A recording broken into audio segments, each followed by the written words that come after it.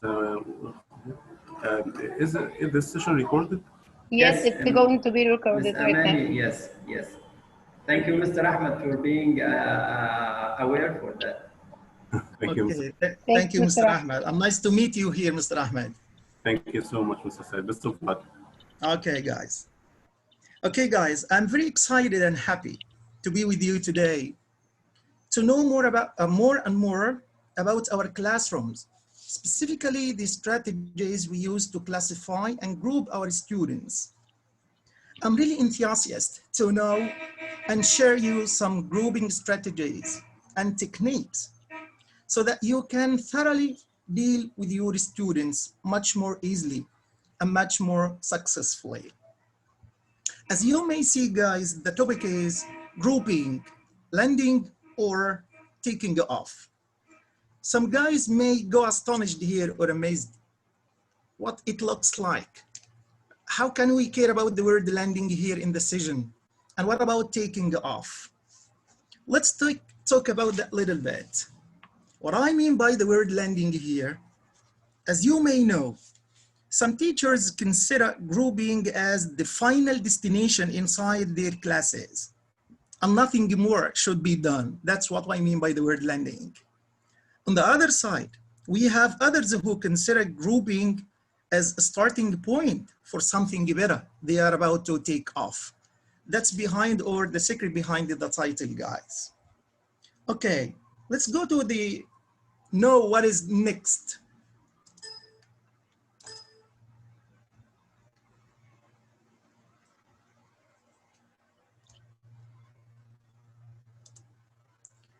Okay, guys. To get started, I'd like to hear a little bit about the ways you deal with your learners groups. So let's start up with a quiz, if you please. Okay. True or false? It's Amani. Okay. When I put learners in two groups, it's usually based on where they are sitting or online, how they are randomly grouped. Okay, so in your chat box, guys, you can write your answers, true or false.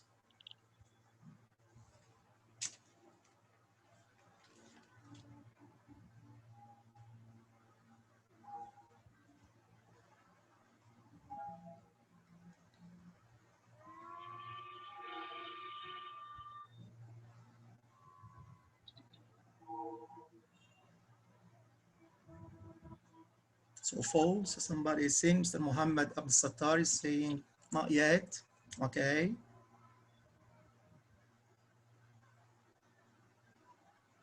False, yes, Mr. Muhammad Adam. Ms. Hanan Hafiz, okay, that's false. Ms. Amani Ali, that's false, perfect. Okay, that's very terrific. Wonderful, guys. Thank you for sharing, everybody. So the next.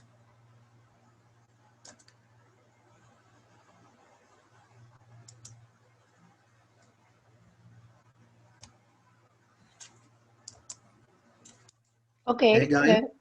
Okay, true or false? While grouping students, I think about the intention of the activity and group learners accordingly. So what do you think, guys? While grouping students, I think about the intention of the activity and the group learners accordingly. True or false?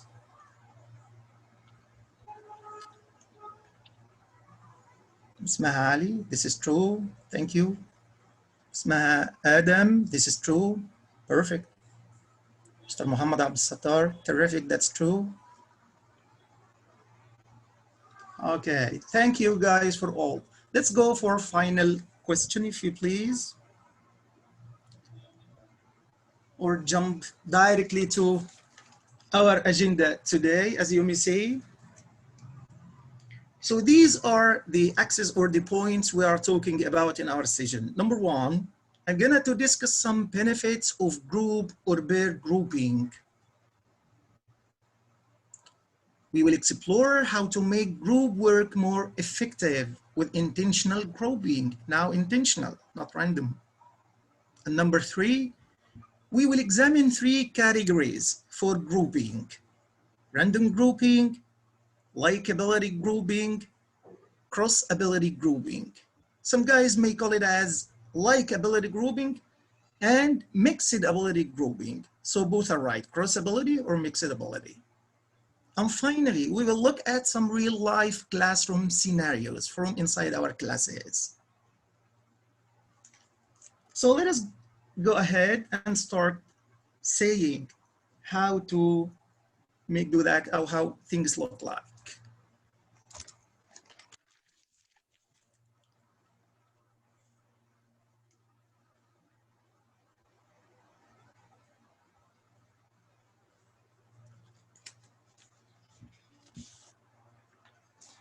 What does intentional grouping mean, guys? It means we are planning grouping our students inside our classes in the way that guarantees receiving the data or the information or the activities in the right way that achieve our goals. I myself, by the way, used to have 2 points when grouping my students intentionally. Number 1, I have to put in my mind the activity. What I mean by the activity here, the intentions, the goals, and objectives. And never to forget the optimal working group size. Which will be better, to group my students in small groups or big or large groups? I can identify that easily since I am hinting to the activity I'm going to go through. And number 2, the students themselves. I have to care about their proficiency level in the language, the points of strength, and the points of weaknesses. Sure, there are a lot of other facts you can put in your mind, like personality and dispositions. You can share or put together or group students, those who are wit or melody or funny in the characters. You can notice that inside your classes. Or you can group them according to their interests. For example, Muhammad likes to be a pilot, someone wants to be an engineer, so take care of that. Or their background or knowledge level. So these are 2 points you have to take care while or when you try to go through the intentional grouping, your activity and your students. Finally, or the final result should be success and you can enjoy it.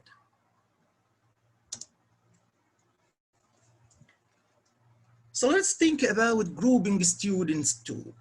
Why do you think, guys, what are the reasons behind? We have 3 reasons here. Grouping students can achieve or guarantee building a community. Now you are transferring the community outside or the live community into your class, and this is a good point. Also, you can encourage communication.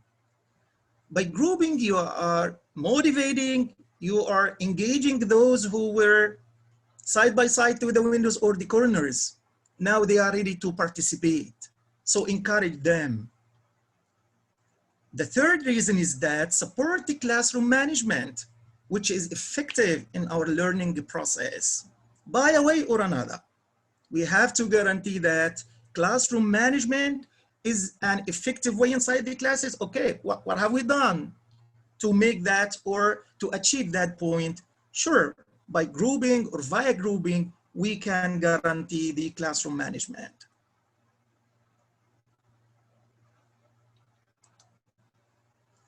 Yep.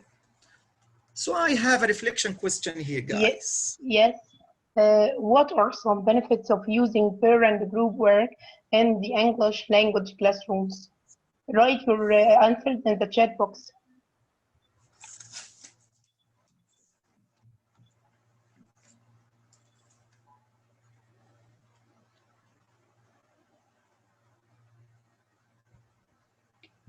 What are some benefits of using peer and group work in the English language classrooms?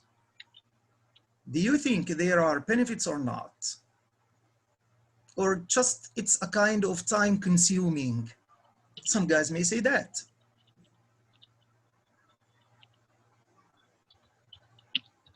Mr. Ahmed Hawater said suit different learning styles. Mhm. Miss Maha Adam more practicing for the language.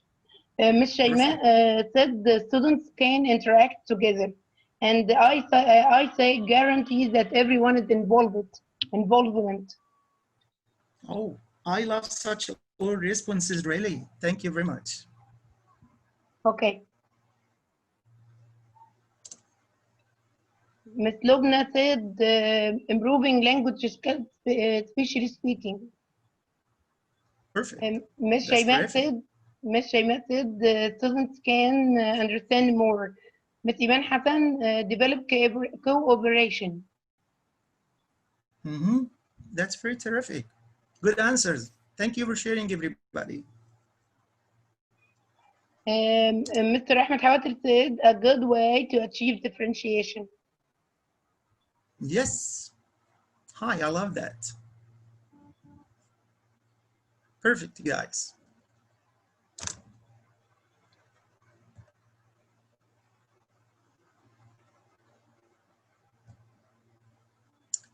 Here are some. Miss Maha said Yes, give the Miss Amani. opportunity. Miss Maha said give the opportunity to shy ones. Miss Shaima said manage time, and Dr. Lubna Shams said plan and manage time. Wow, lovely. I love them all. Thank you, very guys, for sharing your ideas. And here are some additional reasons, guys. Number one, it gives the students a chance to practice language functions through authentic interaction and focus on fluency and communication. This happens especially when you have an activity that's related to listening. For example, you have song lyrics or sing a song or any listening text for your students. So now you are sharing, you are communicating, you are interacting, and guaranteeing that fluency in the language are something awfully happens. So this is number one. Here's another reason, guys. A lot of practice negotiating meaning.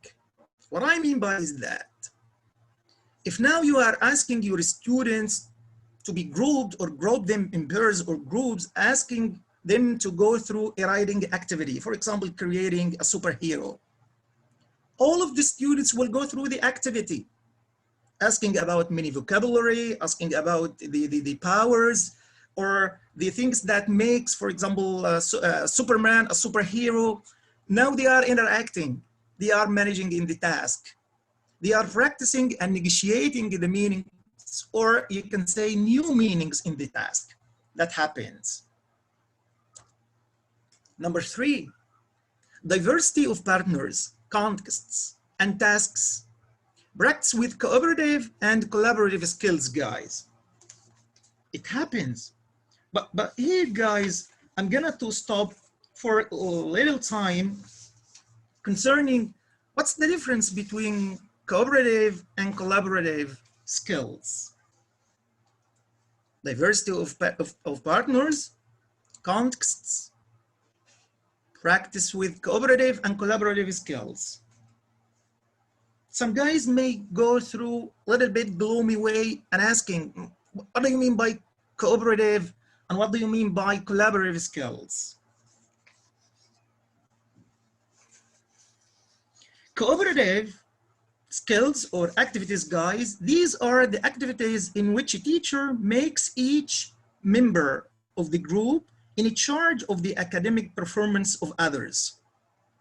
But in collaborative, students together to work on a project as a team. For example, a group of students discusses another group of students over the internet on a shared assignment. In short, we can say that cooperative focuses on the product of working together, but collaborative focuses on the process of working together. Some teachers, by the way, using them interchangeably. Imagine here, we have speaking and listening activity. For example, finding someone who, and most of you know what does that mean. So you will have your students work collaboratively and communicatively. They are performing, they are practicing in different partners. Research has shown that the more you let your students work cooperatively or collaboratively, the higher activities or the higher scores you will get. Who said that? Actually, it was a research that was published in New American Horizons. Mr. Said, Miss Najwa Mustafa, through the Yes. chat box, said the cooperative in the same group and collaboration can be between my group and the other groups. Yes, yes, perfect. Thank you very much. I love that. Okay, before we go through this reflection question, guys, some guys may ask about what do you mean by asking someone who? Sure, this is an activity all of us know, and some practicing day and night in their classes. For example, you can sharing a birthday month or finding someone who has the birthday closest to yours. This is someone who. Also, searching for someone who having the same hair color or hairstyle or length of hair. This is another tactic. Or searching for someone who are, you can say, wearing a similar color or pattern. Also, you can use or search for someone who has the same type clothing, shorts, pants, skirts, dresses, t-shirts, jeans, blah, blah, blah. So these are some examples of finding someone who. And now. Okay. Now, we remember why putting students into small groups and diverse is a good idea. How to Yes. do it effectively. Yes, guys, your chat box, if you please. How to do it effectively. Mr. Said, please, please, there is a form for attendance. Please fill in it. Sorry? There is a form of attendance in the chat box. Please fill in it. Okay.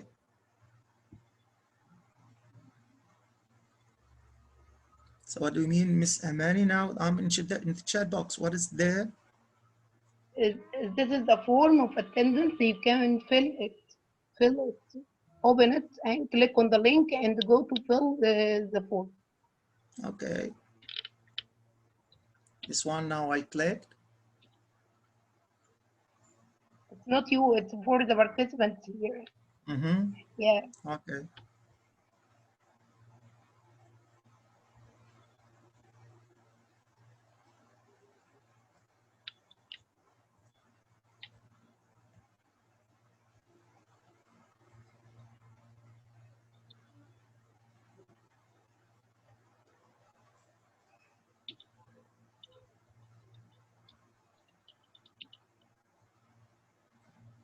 Hey guys.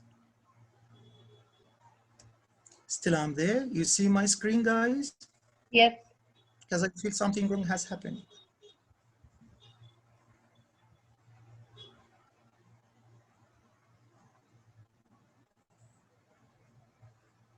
Okay. So now, guys. Sure, I want to know how to do this effectively. Okay, as we tackled about why putting some learners into small groups can work, now let us know how to do that a little bit more effectively. So take a look in the next slide. Is it possible or impossible? Sure, by using the eraser, we erased the letters IM, now it became possible. Can we make group work more effective by thinking about how we group learners together? Some guys may say this is a kind of philosophy. Not yet, it is not, absolutely not.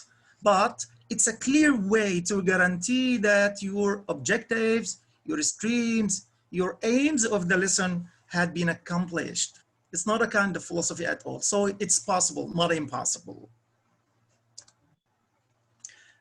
Yes. Now, let's come to the intentional grouping, guys. We have three types here: random grouping, likability grouping, mixed or cross ability grouping. You can call that as much as you can. Mixed or cross, both are right. So we have random, likability, mixed ability, or cross ability. And here's a question for you. Okay, think about the grouping strategies you use in your classroom. How could you use grouping strategies to enhance student learning? Yes, think about the grouping strategies you use in your classroom. How would you use grouping strategies to enhance student learning? How could you do that?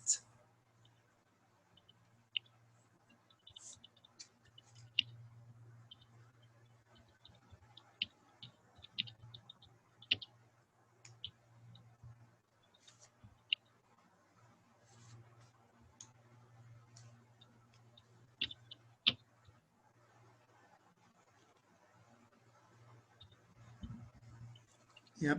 Here, Ms. Nagwa said, I use the Kagan strategies. They are great. Yep. I Very said nice. using different groups to make peer evaluation. Also, Oh, Ms. Waida said groups can assimilate shy students. I love that. I love that, truly.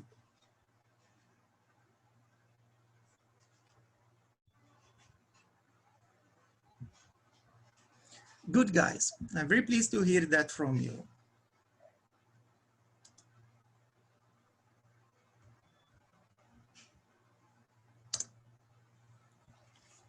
And now let's go or look at our first type of grouping, which is random grouping. What do I mean by the word random grouping? Students complete tasks in randomly selected groups and or pairs.